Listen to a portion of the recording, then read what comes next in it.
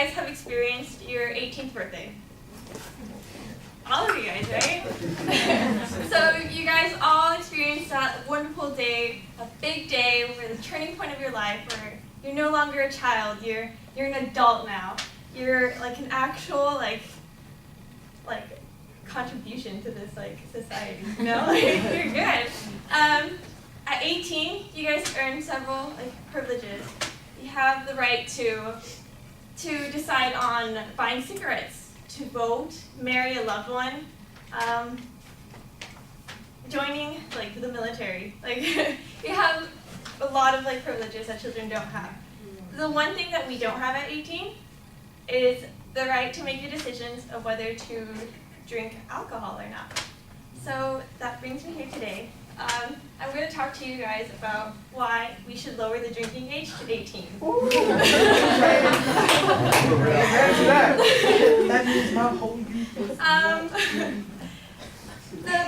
There's a big debate going on of whether the drinking age should be lowered or not. Some people believe that 18-year-olds are adults. They should make their own decisions about what they consume in their bodies or not. And others believe that no, alcohol is really it's dangerous to like one's health and like own like development and stuff. But overall, lowering the drinking age can really like help out like in the long run. It'll lower the rates of binge drinking. It'll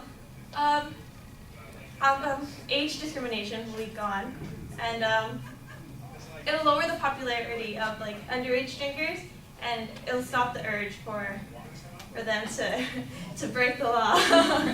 And yeah, but before I start, I want to give you guys a little bit of background of why the drinking age is even at 21. In 1984, President Reagan, he proposed an act to raise the drinking age to 21. But before that, during the Vietnam War, a lot of the soldiers argued, well, hey, we're fighting in the war, we're like protecting this country, we should be able to go into a bar and like buy ourselves a drink. And everybody was all for it, you know, and nothing bad happened about it, you know, nothing was like going on. So when they heard Reagan's proposal, they were not for it at all. They just didn't want to. So Reagan was kind of smart though, and he's like, all right, fine, don't vote for my proposal. I'm going to cut 10% off from all your highway and transportation funds. So all the states were like, what are we going to do with that money? So there you go, the national drinking age is 21. And but that actually didn't do us any better. A lot of people actually, like, they think that it's good for us and stuff, but it's not doing any good at all. It's actually like rising the levels of binge drinking. And binge drinking, to clarify with you guys, according to the National Institute of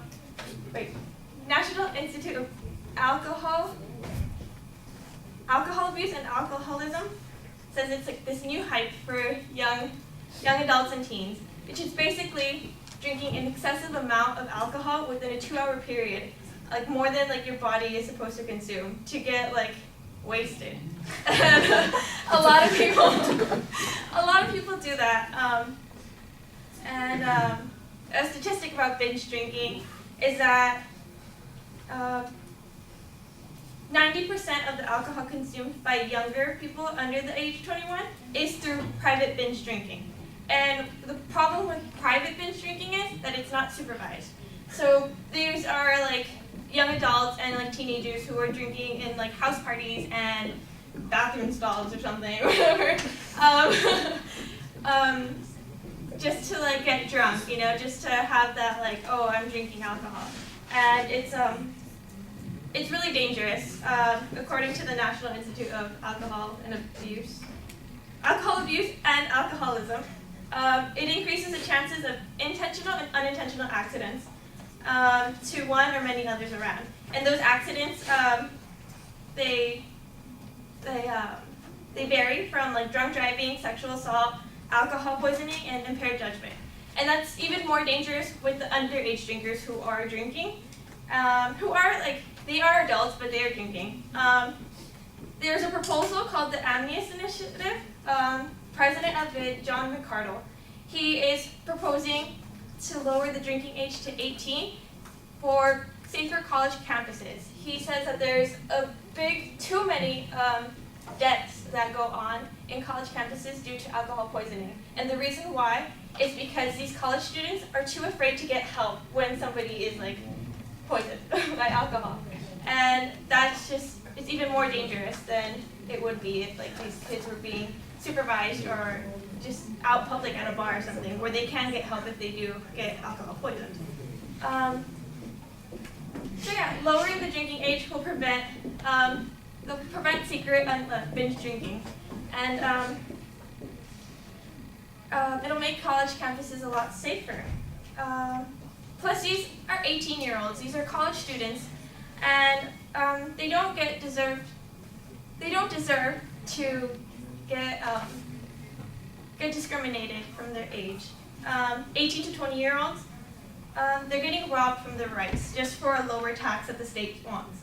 And it's really not fair. I mean, they're adults. They should be able to make their own decisions. And a couple of examples that don't make sense about this is that they claim that alcohol is very dangerous to one's health and their own being.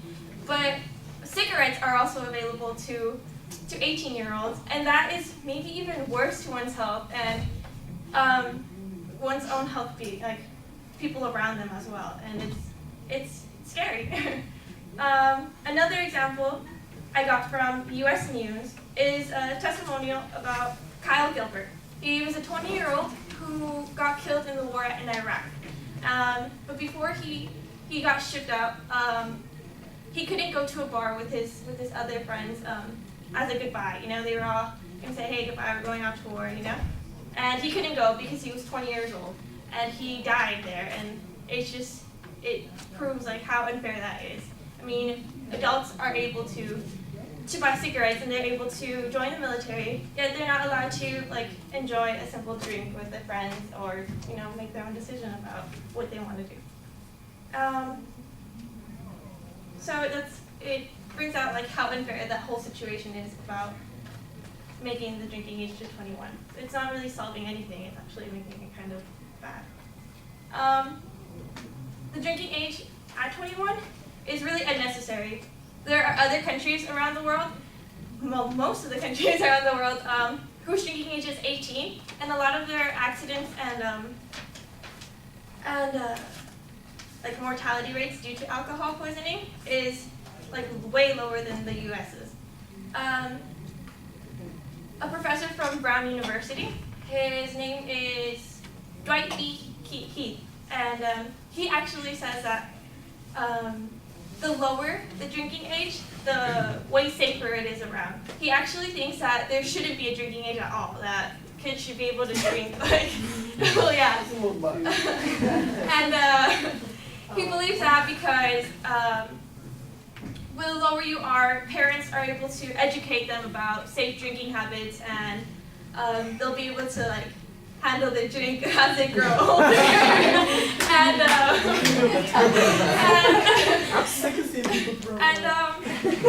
Well, yeah, he thinks it's actually beneficial for a lower drinking age. And countries like France and Greece and the United Kingdom have drinking age of 18, and it actually does. They're doing better than the U.S. is with mortality rates and accident rates. So yeah, today I talked to you guys about why the drinking age should be lowered to 18, because it reduces binge drinking, it lowers the height of the popularity. With the younger binge, the drinking age being younger, throughout time, kids won't want to be oh hey, let's go get drunk, guys. The popularity of it all will really be down to low, and the age discrimination from the 18 and 20-year-olds will be gone if the drinking age is lowered.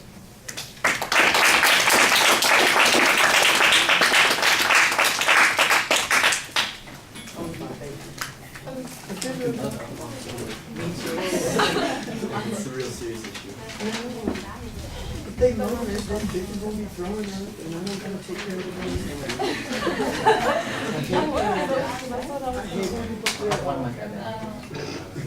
All right, Andrea, I thought that the start of the speech was pretty successful.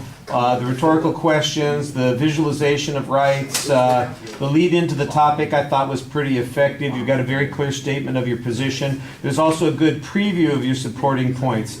And then things begin to be a little bit problematic because you get sidetracked on this historical context here, and there's information that is missing, that is being dropped in for, you do have some information, but it seems like it's being dropped in without any particular reason.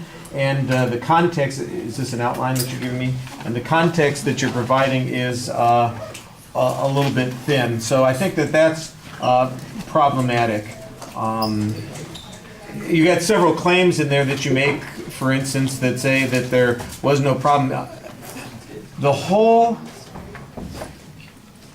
raising the drinking age to 21. By the way, it was only 19 states that they raised the drinking age to 21, and it was always 21 in most of the other states. They lowered it in several states, not as a result of, per se, the Vietnam War, although that was part of it, but they lowered the voting age to 18 with one of the constitutional amendments, and then a whole bunch of states made the argument that you said. Look, we've got people who can serve in the military at 18, they vote at the age of 18, we might as well lower the drinking age to 18, and that's what they did for 15 years, or 14 years, and then you say, well, they suddenly decided after 14 years that there's something wrong with this. You're missing the whole context of what happened, and that's, it's not as if people said, oh, we now hate 18-year-olds, so let's screw them completely. There's a reason and a context why it happened, and you pretend like that doesn't exist, and I think that's disingenuous.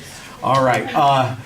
The argument that the higher drinking ages contribute to binge drinking, there is some data on this. I do think you need to have it a little bit stronger. What you've got basically is when people binge drink, but the relating it to the age, I think, is a little bit problematic. Is it that people of that age binge drink, or do people binge drink because they're that age? This is a good example of that, which is the cause and which is the effect kind of reasoning that's going on here. One of the questions you would have to ask yourself, if we lowered the drinking age to 18, would people stop getting plastered? That's not the word I wanted to use, but that's the socially acceptable word, suddenly because it's now illegal for them to, so they wouldn't be going to parties and doing what you're saying in the 2 hours that they're at that party. That's what I need some information on, that says that they wouldn't behave in that way for that argument to be convincing. The Amherst initiative that you make a reference to is very vaguely described, and the notion that people are dying all over the place because they don't get assistance when they're intoxicated or over-intoxicated. I've heard this argument several times that basically every year or two there's an example of some guy at a fraternity who gets alcohol poisoning basically because he's going through some kind of rush activity, some kind of hazing sort of thing, and then everybody, wants to say, well, we were all afraid. What they're afraid of is that their fraternity is going to get in trouble because they violated the rules. Not they're afraid they're going to get arrested because of this kind of thing. They're not supposed to be serving alcohol at the frat things. This is another one of those, what's the causality on this argument? And that just seems to me to be a little bit problematic. The issue of fairness, I think, is a good argument that you have, and it needs to be developed a little bit more. You've got a couple of analogies that you are making, and I think that those are reasonable. But like I said, it's underdeveloped. There are a lot of things that we don't get at all kinds of ages. So for example, you don't get to retire and collect your Social Security until you're 65. Damn it. That kind of stuff. Gambling is limited in most states to 21, and you're not jumping up and down about that one. Hey, screw Vegas, they're discriminating. I can't, I'm on my way to Iraq or I'm on my way to Afghanistan, but I wanted to drop my bonus in Vegas before I go, and I'm not allowed to do that. How come you're not squawking about that kind? In essence, you've got an argument here that you need to develop a little bit more, and you've just got that much in it, and it really needs to be a little bit more substantive. All right, thank you. Those of you who've written your peer evaluations and have them to turn in, this is the day that you need to turn them in. Those of you who do owe me one for your earlier speech, for